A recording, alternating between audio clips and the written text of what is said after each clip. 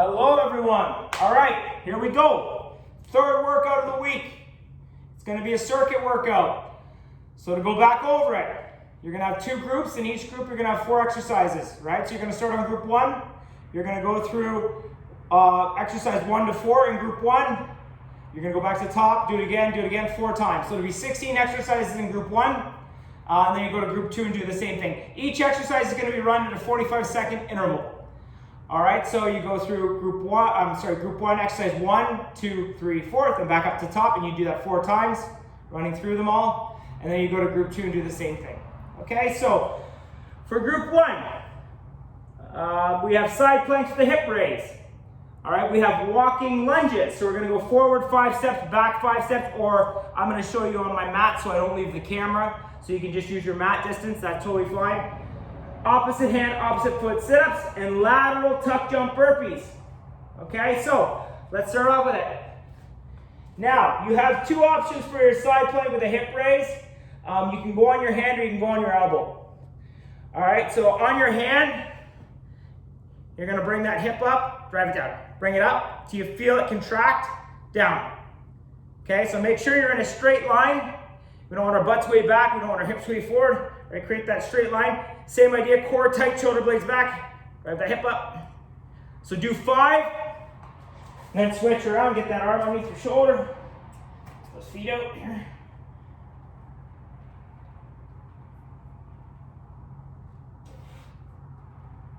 Now, an alternative to that is to go on your elbow. I actually prefer elbow. I feel like I can get more range of motion with it, and I'm not focusing solely on that hand pressure of doing it on my hand. So it allows me to kind of focus a little more on the muscles I'm trying to activate. So I prefer side plank on your elbow, but it's the same idea. Create that straight line. Do 5. Do 5. So that free hand, you can put it wherever you want. I usually, on the last one I didn't do it, but I usually put it on the muscle I'm trying to activate so I can feel it engage. Okay? So that is side planks with a hip raise.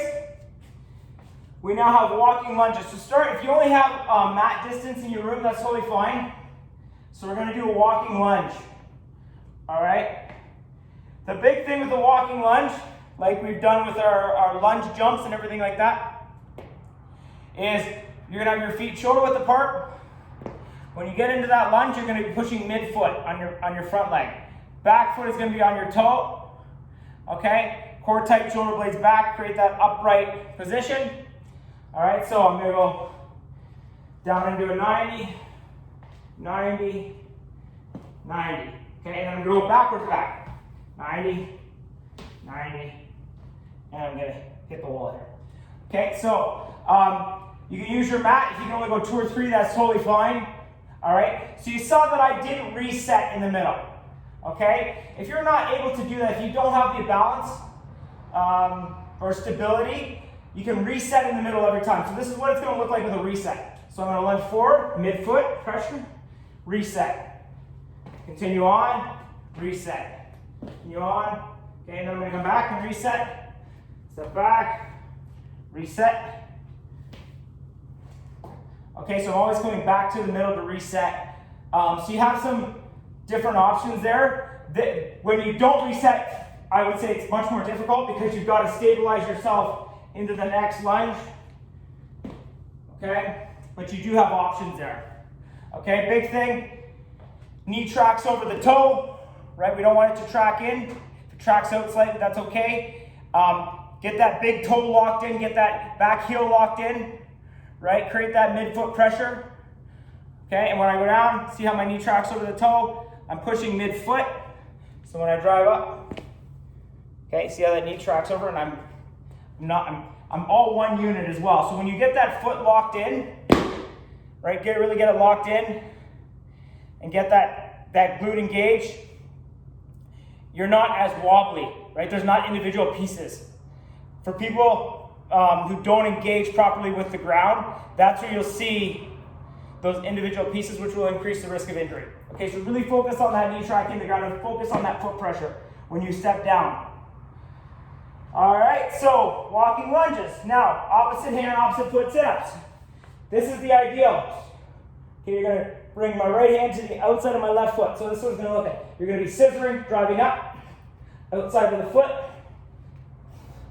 So that's the ideal, okay? If that's not possible, if it creates too much stress on your lower back, or you don't have the core stability, you're gonna keep one leg down.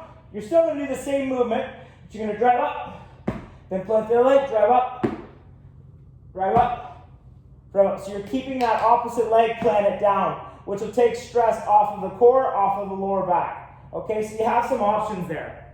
The ideal is the scissor, where you're going opposite hand, opposite foot in the scissor, but you have choices. All right, this one's a fun one. So a lateral tuck jump burpee. Okay, so you're gonna start on one side of your mat. It doesn't matter which side, you're gonna do both of them. You're gonna jump laterally as you're doing a tuck jump. So it's gonna look like this. Hopefully I don't hit the wall here. Just move this out a little bit. Okay, so you're gonna bring those knees up, down into a burpee. Bring the knees up, cushion, down into a burpee.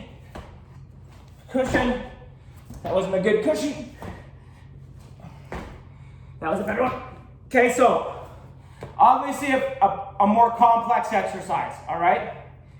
If that's not possible, if you cannot do a tuck jump, just do a lateral jump, okay, and then down into a burpee.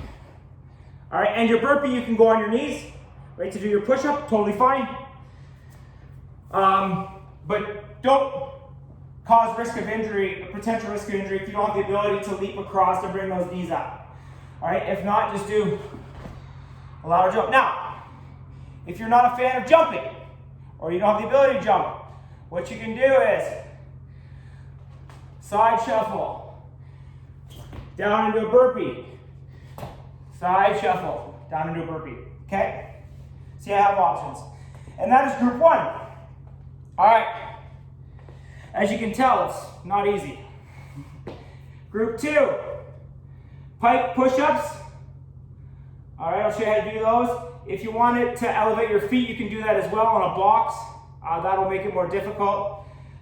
Skater strides, seated ab circles, and long jumps with backwards hops. Okay, so first one is a pike push-up. So, get those fingers spread out wide again. Both hands, get them underneath your shoulders. Core tight, shoulder blades back, pull those elbows in. All right? So, instead of doing a regular plank, you're going to bring those knees up, right?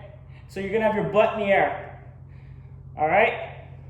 So instead, when you do that push-up, you're going to be isolating more your shoulder than you would with a regular push-up where you're isolating things like your tricep. So triceps will still be engaged, will still be utilized, but your shoulder is going to take a lot more of the stress. So, your plank, you're going to walk your feet in slightly. Right? Create that V. You're going to go push up, push up, push up. Okay, so you have that ability. If you want to put your feet up on a box and create that V, that's totally fine as well. Okay, so the alternative too for on your knees, so you're gonna really focus on bringing those knees closer to the body and creating, you're not creating as much of a V, right? But you're gonna really go down onto your shoulders, right? So you can see here, a regular plank, my knees are way back here. On the pike push-up, all right, I'm gonna focus on that, hands close to my knees, and really isolate my shoulders. Okay, so you have some options there for your pike push-ups. Next one is skater strides. All right, so skater strides, you're gonna move laterally. So the ideal, use that outside arm to drive you across. Okay, so you're gonna spring with that outside leg, outside arm, drive you across, catch, drive you across, catch, drive you across, catch. So this is the ideal.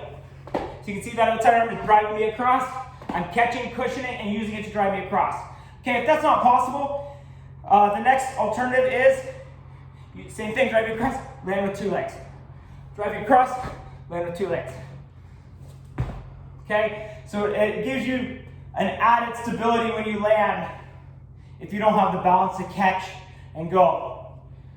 Okay, now if you can't do a long jump, a long skater stride like this, totally fine. Another alternative, just shorter ones.